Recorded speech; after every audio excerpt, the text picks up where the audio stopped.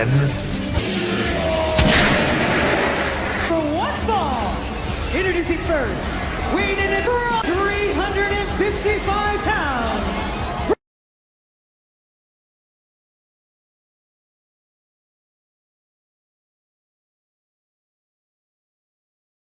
Đoàn Nguyễn Văn Nam, đội nhân Mỹ, Lai Xanh. Gặp Đô Đào Hồng Sơn ở Tân Triều, Đai Đỏ. Trong tay sới là anh Đào Văn Sơn, trong tay trống là ông Đào Văn Mỹ. Kêu bật, bắt đầu.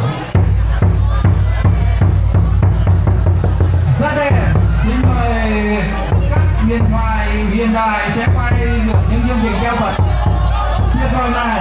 Chúng ta sẽ thấy rằng trong lễ hội thủy công nghệ Tây Mỹ năm nay, Đô Xuân đã về đúng lao rất nổi tiếng.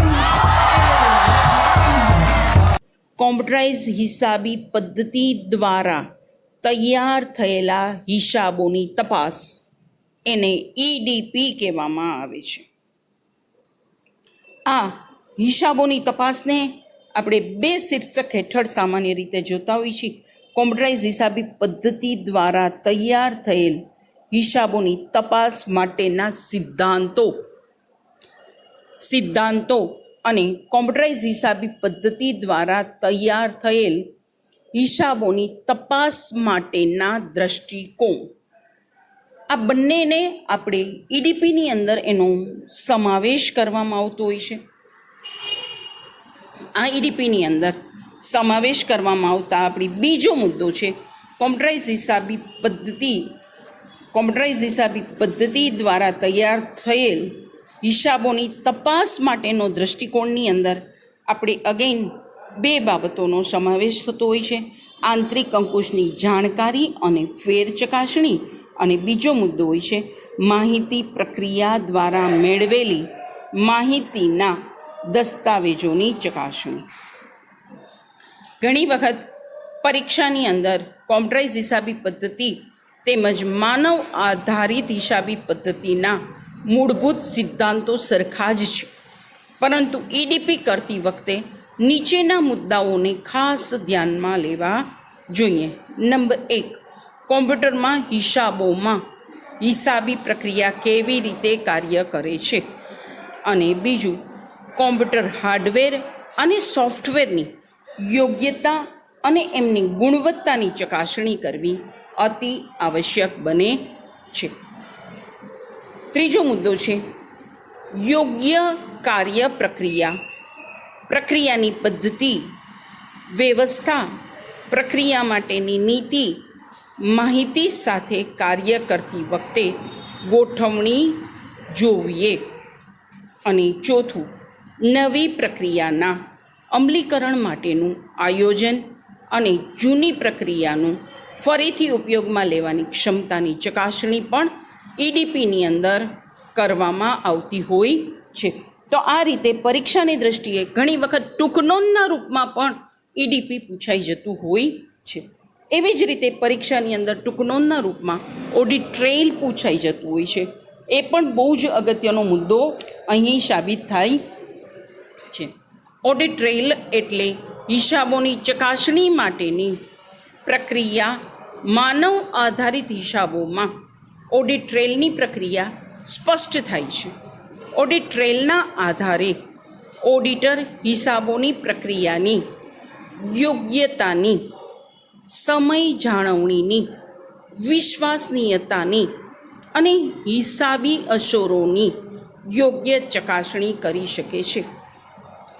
Audit trail એટલે હિસાબોની ચકાસણી માટેની પ્રક્રિયા.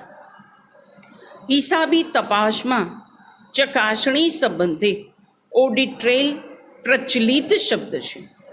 કડીરૂપ કે આધારરૂપ તપાસ માટેના એક પછી એક ક્રમિક પગલાંને આધારે થતી હિસાબી નોંધ અને તેની વિગતનો અહીં તપાસવામાં આવે છે.